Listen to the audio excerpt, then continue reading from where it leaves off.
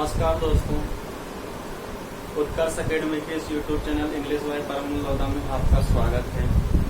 दोस्तों देखो, जो इंग्लिश का पेपर होता है उसमें कोई सी भी क्लास हो, हर क्लास में लेटर नाम से क्वेश्चन जरूर आता है, लेटर राइटिंग का।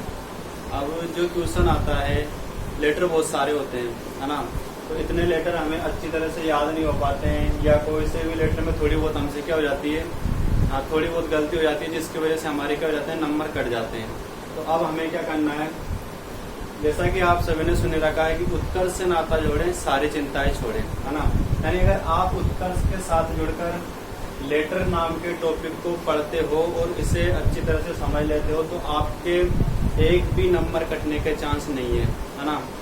यानी लेटर नाम का जो टॉपिक है, इसमें ज्यादा कुछ पढ़ना ही नहीं होता है। इसको अगर आपने अच्छी तरह से समझ लिया तो आपको बस 3 लेटर याद करने हैं। अगर अच्छी तरह से आपने इसे समझ लिया, 3-4 लेटर याद करने हैं, उसी में आपका पूरा काम हो जाएगा। यानी एक भी नंबर कटने के चांस नहीं है। तो लेटरों को पढ़ने से पहले कि भाई 3 लेटर या 4 लेटर कौन कौन से लेटर पढ़ने हैं, है ना। और उसका कारण क्या है कि वो पढ़ लोगे तो आप पूरे नंबर ले आओगे। तो उसको अच्छी तरह से समझना पड़ेगा। एक बार क्या करते हैं, समझ लेते हैं। लेटर का मतलब क्या होता है, पत्र, सभी जानते हो, है ना। इसे समझाने की जरूरत नहीं है। समझने की बात यह है कि लेटर जो होते हैं वो 2 तरह के होते हैं। कितने तरह के होते हैं? 2 तरह के। जो पहला टाइप है, मैंने ये लिख रखा है, कौन सा? फॉर्मल। जो लेटर का दूसरा टाइप होता है वो कौन सा होता है? इनफॉर्मल। ये दोनों लेटर के टाइप होते हैं। यानी लेटर को हम 2 भागों में बांट सकते हैं, एक तो फॉर्मल लेटर, एक इनफॉर्मल लेटर। फॉर्मल लेटर को कहते हैं औपचारिक पत्र। क्या कहते हैं? औपचारिक पत्र। और इनफॉर्मल लेटर को कहते हैं अनौपचारिक पत्र। अनौपचारिक पत्र।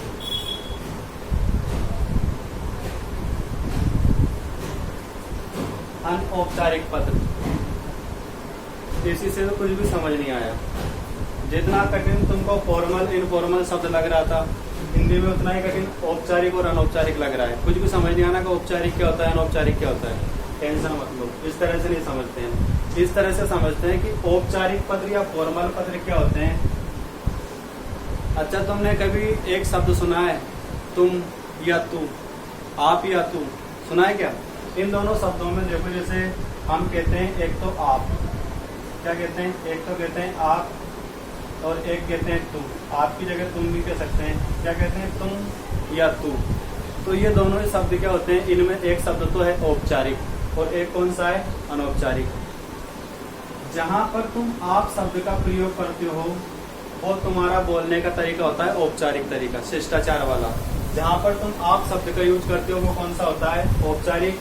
जहां पर तुम तू शब्द का यूज करते हो वो कौन सा होता है? अनौपचारिक। तो हम कह सकते हैं कि आप और तू में से औपचारिक कौन सा है, अनौपचारिक कौन सा है? तो आप कौन सा है? औपचारिक। और तू कौन सा है? अनौपचारिक। तू कौन सा है?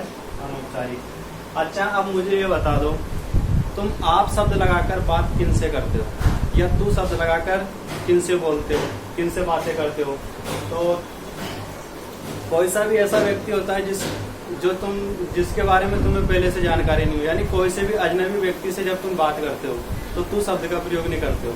जब भी अजनबी व्यक्ति से बात करते हैं, इससे अजनबी व्यक्ति से बात करते हैं, तो कौन से शब्द का यूज करते हो? आप। यानी आप जो शब्द है वो कौन सा है? औपचारिक। उससे औपचारिक तरीके से बोलते हो। लेकिन जब तुम तुम्हारे दोस्तों से बात करते हो तो आप शब्द का यूज करते हो क्या? खाना खाया क्या? जैसे कैसे, कहाँ से आ रहा है तू? दोस्त से यूँ कहते हो कहाँ से आ रहे हो आप, नहीं कहते ना। क्या बोलते हो? कहाँ से आ रहा है तू, है ना। तो दोस्त के लिए कौन सा शब्द यूज करते हो? तू शब्द। और अजनबी के लिए कौन सा शब्द यूज करते हो? आप।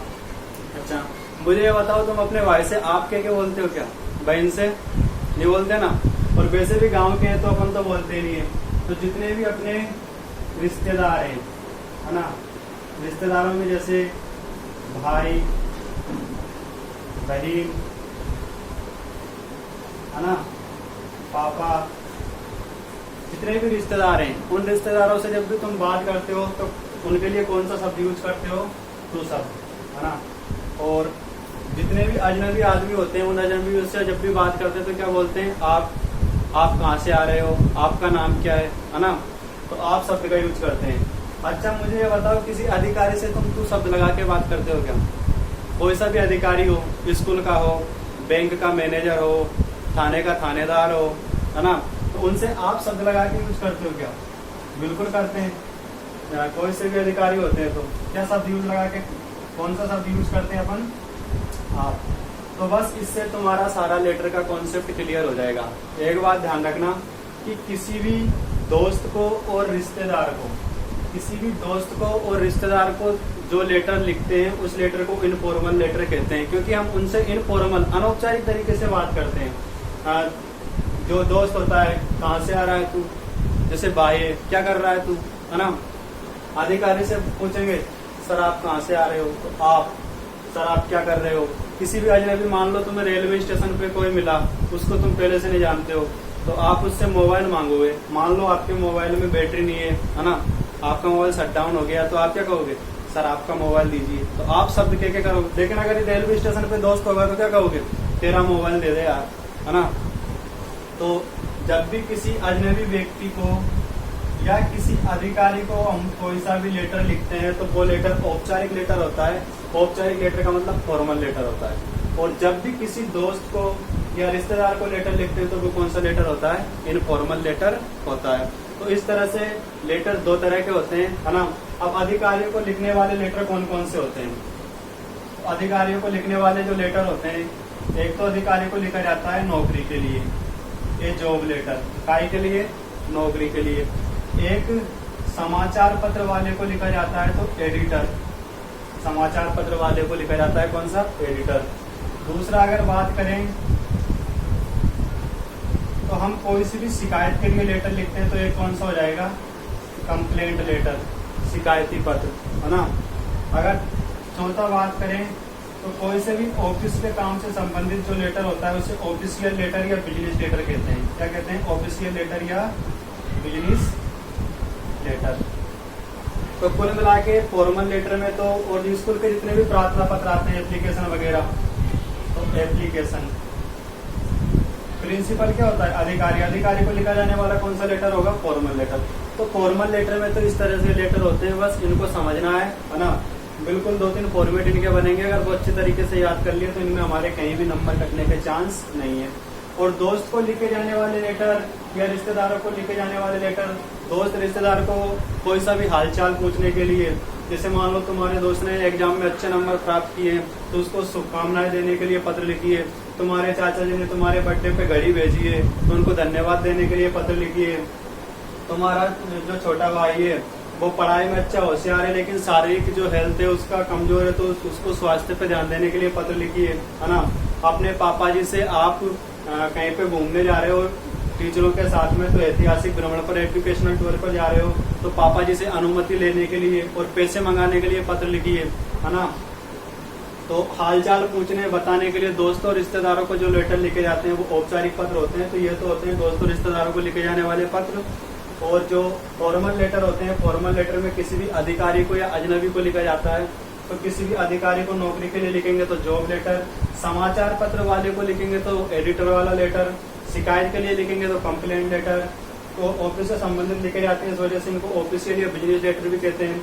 और अगर हम स्कूल में कोई सी भी एप्लीकेशन लिखते हैं, प्रिंसिपल को लिखते हैं, तो वो एप्लीकेशन के अंतर्गत आता है।